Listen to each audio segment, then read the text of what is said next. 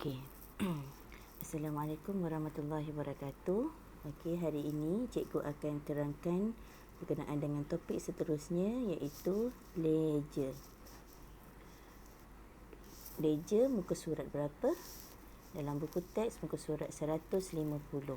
Okey, bermula muka surat 150 lah. Okey. So kita akan belajar apa yang dimaksudkan dengan ledger. Ledger ni sebenarnya ialah kita nak merekodkan pelbagai jenis urus niaga perniagaan. Kat sini kita akan tahu setelah kita merekodkan kita punya dokumen kita ke dalam buku catatan pertama, kita akan buat pula ialah kita akan buat pula daripada buku catatan pertama itu untuk kita nak ringkaskan urus niaga tersebut dengan lebih tepat dan sistematik. Kita akan buat ledger. Maksudnya cikgu selalu nak senang faham macam ini. Ledger ni dia bentuk T, dia account ya, account iaitu dia bentuk T. Okey, bentuk T. Sebenarnya dia ada dua bentuk, bentuk T dengan bentuk lajur. Okey, tapi selalu orang kata ledger tu yang kita selalu kenal ialah bentuk T, bentuk T ya. Selalu kita dapatkan juga ledger tu adalah account lah, account. Okey, account dalam account yang terlibat lah dalam urus niaga perniagaan kita. Okey, ini yang cikgu tunjuk ni, ini adalah ledger dalam bentuk T. Okey, dia mesti ada dia punya ni mesti ada tajuk, nama account kat sini lah. Okey, nama account. Okey,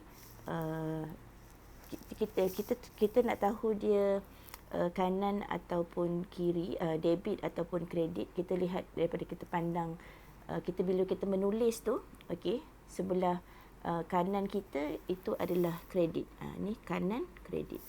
Maknanya kita pandang ke depan ni kita akan menulis, okey, dan sebelah kiri kita adalah debit.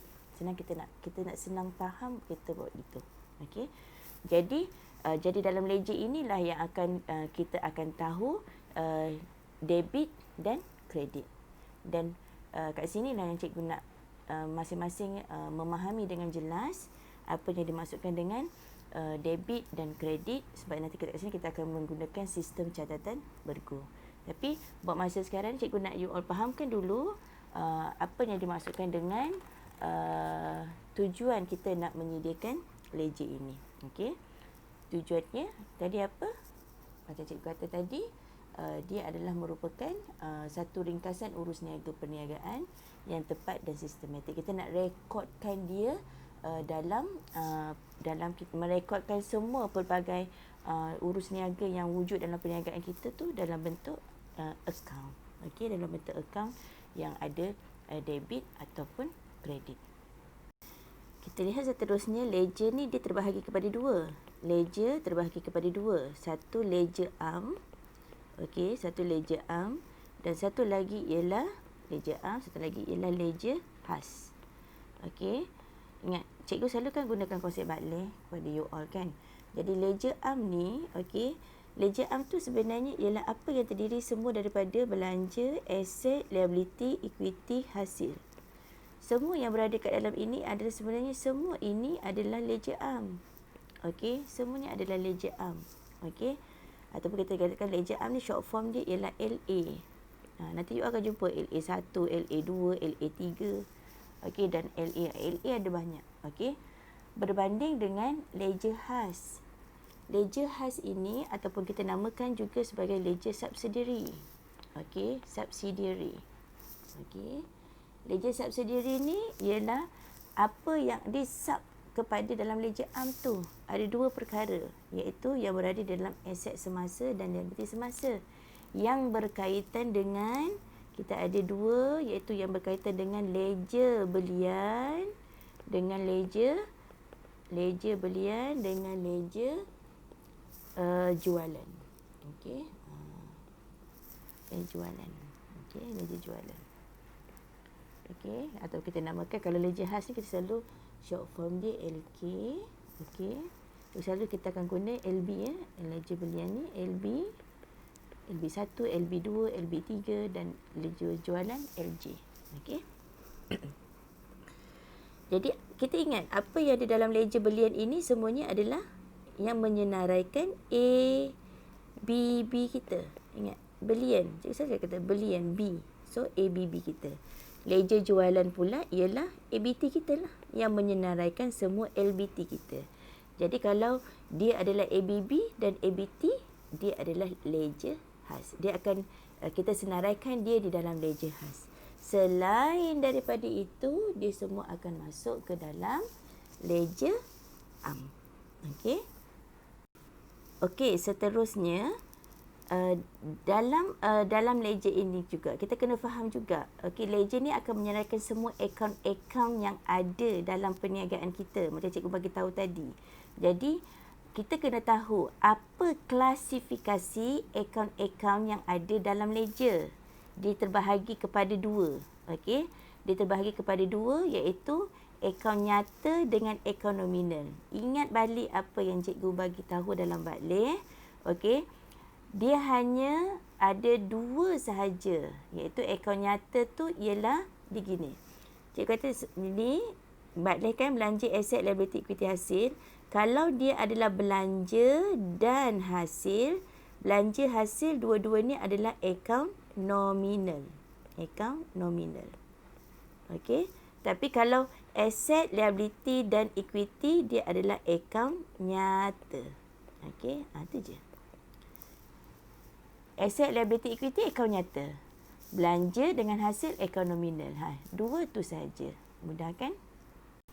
Jadi contohnya macam gini ya. Kalau cikgu tanya, okey, akaun alatan pejabat tu klasifikasi akaun apa?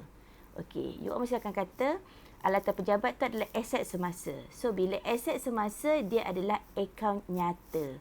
So kalau dia akaun nyata, okey, jadi dia adalah terdiri daripada dia adalah berada di dalam ledger am. Okey. Itu satu. Contoh yang kedua, katakanlah syarikat Murni Berhad. Syarikat Murni Berhad itu adalah kita punya salah seorang kita punya akaun belum terima. Jadi dia terdiri di dalam ledger khas, iaitu di bawah ledger jualan. Dia adalah di dalam ledger jualan. Dan dia adalah akaun nyata. Sebab apa akaun nyata? Sebab dia akaun belum terima. Akaun belum terima aset semasa. So aset semasa adalah akaun nyata.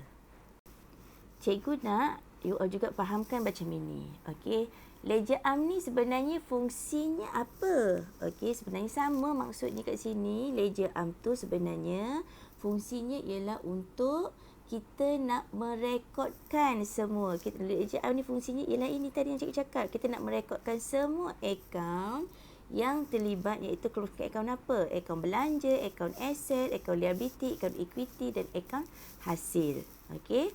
Manakala ledger khas ialah untuk merekodkan kita punya semua menyenaraikan akaun belum bayar kita dan akaun belum terima kita.